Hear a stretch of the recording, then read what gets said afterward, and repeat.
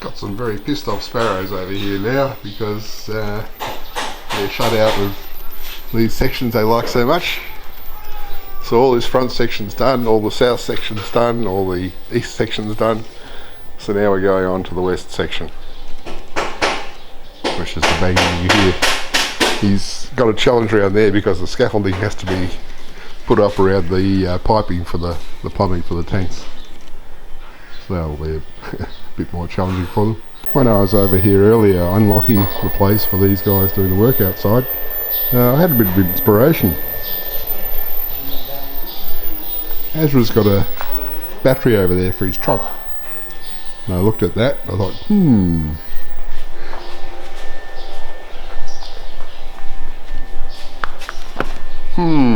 jumper leads.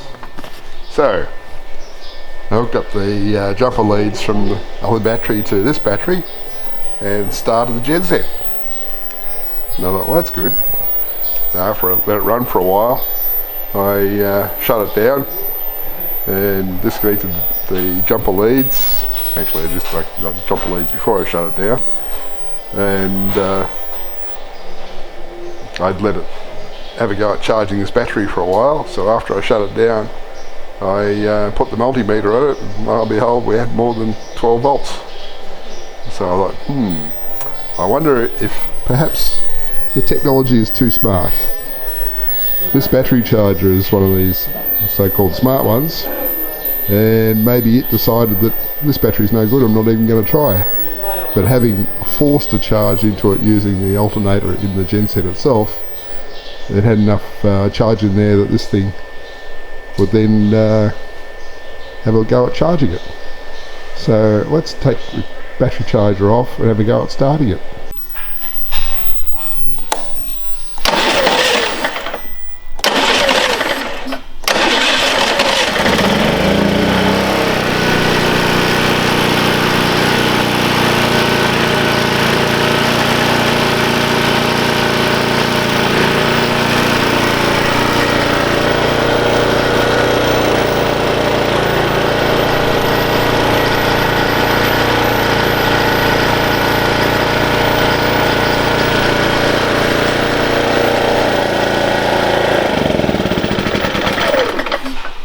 So we may be okay on that battery after all.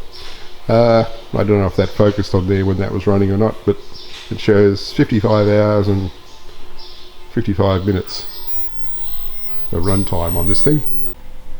Well, that's what this Samsung fridge is set to, but we got minus 14.7 in the freezer and 13.5 in the fridge. That ain't good. So this one in the back kitchen that was bought when the Sharp temporarily gave up on us, that's going to come into the lounge room, and that new LG that's over in the shed that hasn't actually been turned on yet is going to come over here. So the fridge is going to go over in that corner. I haven't figured out yet whether it's going to go beside the window or beside the whiteboard, but that DVD shelf there, the short one, that has to come out of there. This one over here mirrored it, so I pulled it off that wall. I'm going to put it against the wall by the window and put this one on top. And they do actually get bolted to the wall, so it's not in danger of falling off in the case of an earthquake. Yeah, there's always something around here. There had been a fan in the fridge section of this, which goes off when you open it, and it was sort of going tick tick tick tick tick tick tick tick tick, like there was something broken or out of balance.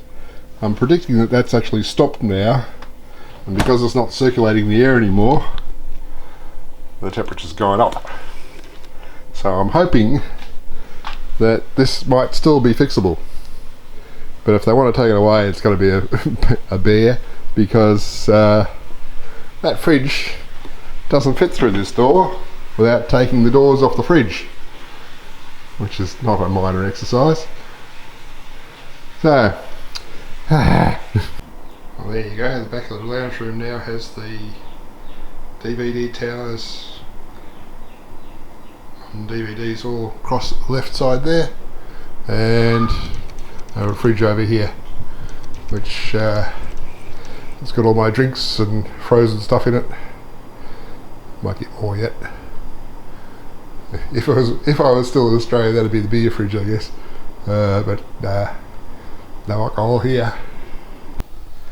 Well, they brought across the big LG from the shed last night, and it barely fit through this door. They actually had to remove the door handle to slide it through.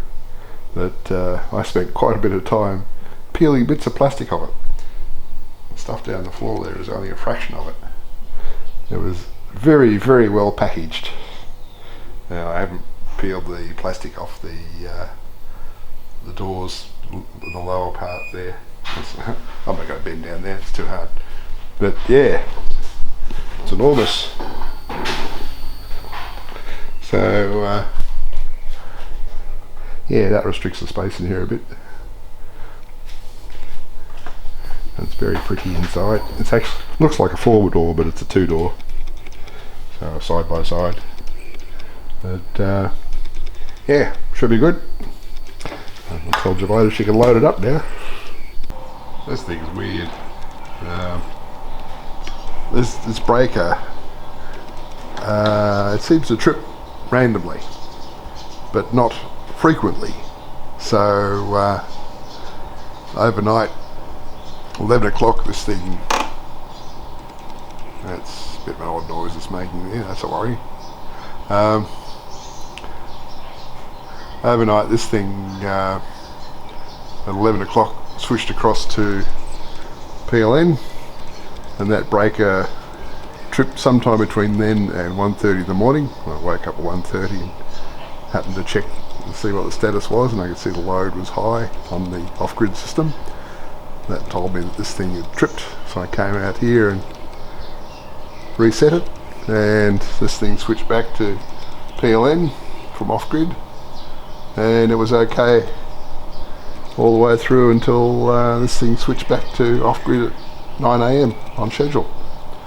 So yeah, it's just annoying, and that actually was enough to get us through the night without having to do a genset start, which is good.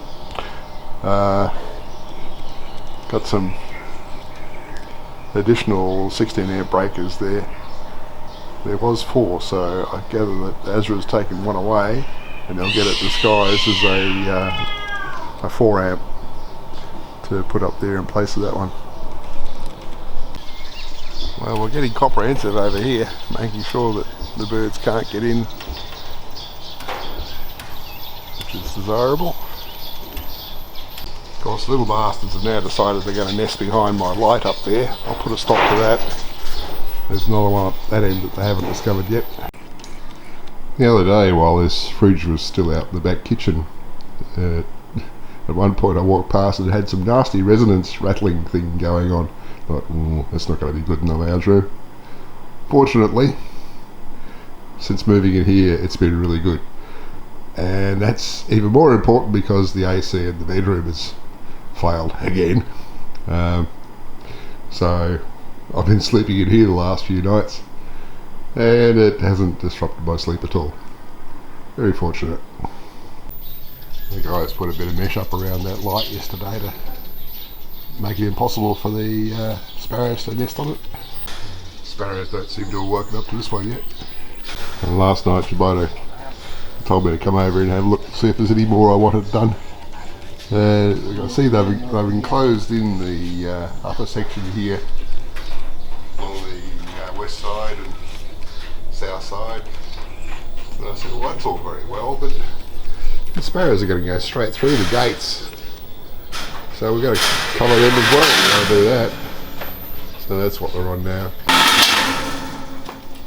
Javida complains that the sparrows are spending too much time inside the scooter cage, and she'd like that enclosed in the mesh as well, but I tell her, look, that gap at the right hand side there where the sliding door goes, they're just going to go through that, so there's no way we can close that readily. So they're just going to have bird crap on their scooters. Sorry. And this thing hasn't been fixed yet. I woke up 4:30 this morning and saw that the power consumption indicated that that thing had tripped. So came out here and flicked it back. Apparently they only flicked a couple of hours earlier because it didn't draw the batteries down far enough to be a concern, and we didn't have to have a genset start. That's basically what I'm trying to avoid, is running the genset anymore. They have to, since that uses diesel and that costs money. And this system at the house here, it's got some fancy rules programmed in. So base rule, if the state of charge of these batteries gets down to 25%, start importing from the shed up to 5 kilowatts rate. Do that until it reaches 40%. Then later in the day, that's sort of the all-day rule, but between specific times, like late morning through mid-afternoon, if the state of charge is below certain percentages, like say 70% between certain hours, it will import power to bring it up to 80% at a maximum of 5 kilowatts. So, and that steps up to 80% or 90% later in the day. So the idea is to try and level out the state of charge between the shed and here, because the shed charges up quicker with less load on it. So rather than have that sit there at 100% not charging anymore, when this one's still at 65-70%, we import from the shed and level things up. Now I'd been observing the status displays and saw that when we had solar input available in excess of 5 kilowatts more than the load, it was throttling back these guys. So we weren't ever harvesting more than 5 kilowatts. I thought, well, that's strange. So I put that question to the guys or the engineer, and he looked into the numbers a bit. And yes, we can set the charging rate higher than the import rate. So now it will actually charge these at 7 kilowatts while importing no more than 5 kilowatts. So that works out with the load leveling better. I was watching it yesterday, and the shed and the house were going up at similar rates. Like they were around 80% at the same time, and they got to about 90% at the same time. So I think our rules are working, but of course all that depends on the solar input levels at the time. So some days where there's enough solar input that everything's at 100% before noon, it wouldn't really matter. But these rules we've got in place now, I think, are going to work fairly well. But I have a very non-typical situation here with two systems, and yeah, so I come up with conditions that the guys haven't seen before, but that's okay. We all learn together. Well, I didn't really want to put mesh on that section there, but Jabita wore me down. Still think there's going to be sparrows getting in there, but I hope she's told them about wanting to put it on top of the guffering at front and back as well. Must ask her about that. But yeah, it's the 11th day of January in 2024, and we've had rain every day so far this month. A couple of days it was less than a millimetre, but we've had over 100 millimetres for the month already. We're doing alright. So hopefully their rice crop will get back on track.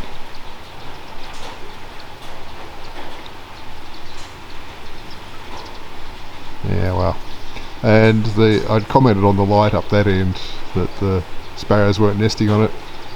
From what Jabita was saying, they had been roosting on it because she's been cleaning up the bird crap from underneath. And I haven't been over there today to see if there's still one trapped inside, but there was at least one inside last time I checked, and they will die of starvation now unless we deign to feed them some poison to hurry up the process. But yeah, it really is war on sparrows as far as I'm concerned. Now this thing behaved perfectly last night. It didn't trip at all overnight. So we got through the night fairly well. But because yesterday was a dull day, we did actually end up having one generator start this morning. So what I'm prompted to do then is think about whether we should make the battery stack over at the shed look like this one, because it only has 6 battery modules in it. This one has 10. Those are not cheap modules, they really aren't.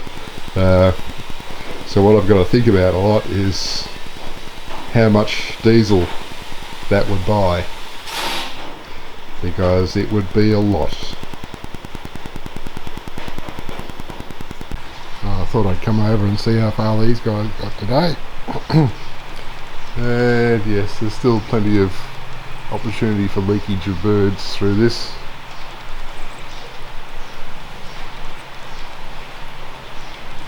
There's still a gap at the side, and up the top even a bigger gap.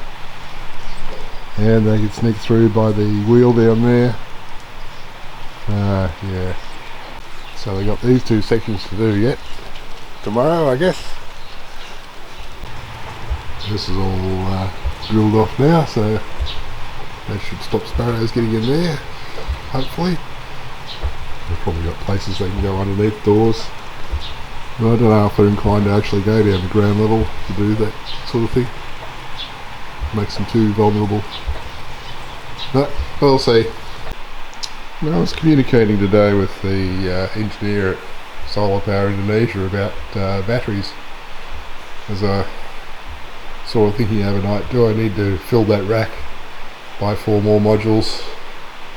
But then I thought, days like yesterday doesn't fully charge them anyway, and I still have to run the diesel genset, and 4 battery modules would buy a hell of a lot of diesel. Probably 10,000 litres easily. So yeah.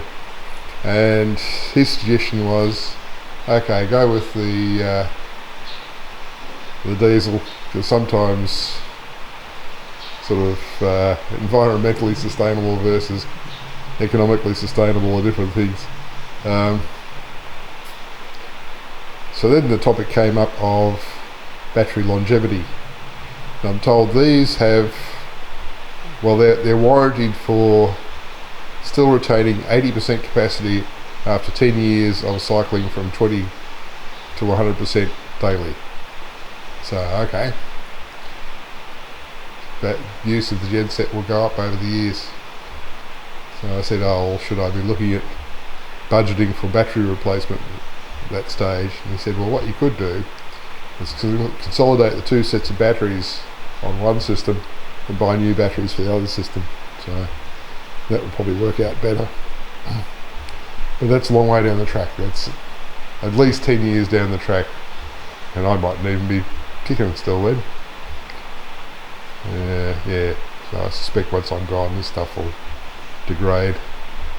There's nobody be putting the money into it anymore. But such is life. And in the distance we can see still hear pile driving at the toll road. I've been at that for months and months. Well, it's Friday, genset's running, it's raining again. I can't tell how much it's raining though, because in the far corner of the shed from here, closest to where the genset is, that's where the base station for the weather station is, and that connects to the Wi-Fi in the shed, and it also uses radio to talk to the weather station, which is down at the far end of the wall down there. And doesn't talk to the base station anymore because we built a Faraday cage. Putting the mesh around the enclosure for the genset to keep the sparrows out has cut off the radio signal. So I've got to come up with an alternate solution. I've either got to move the base station to where it can see the weather station, which kind of depends on whether it can see through a wall of water or not, because I could put it near where the water filters are, because there's a power point there and that may still be able to see the Wi-Fi signal from inside the shed, but I don't know if it can see through the 3 meters of water and 2 walls of concrete. Maybe if I put it up high enough so that it's above that belt you see around the top of the tank. We're just going to make sure it's got rain protection. I guess a Ziploc bag would do that.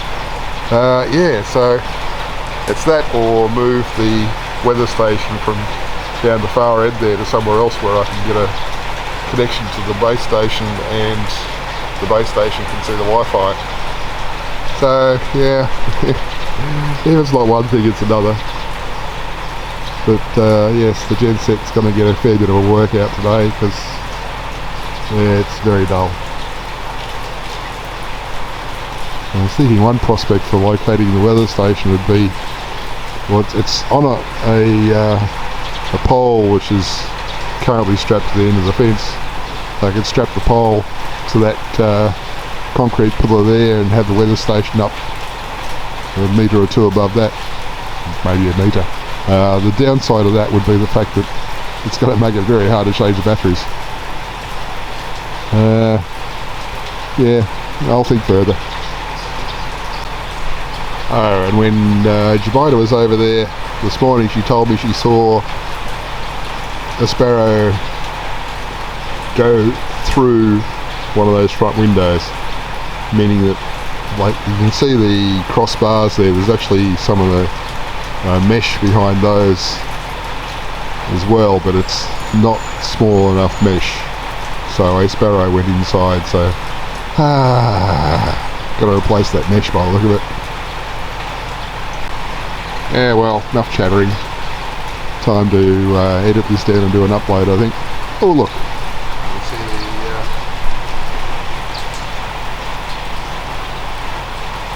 the hand tractor is going back to that garden. They must have enough water there now.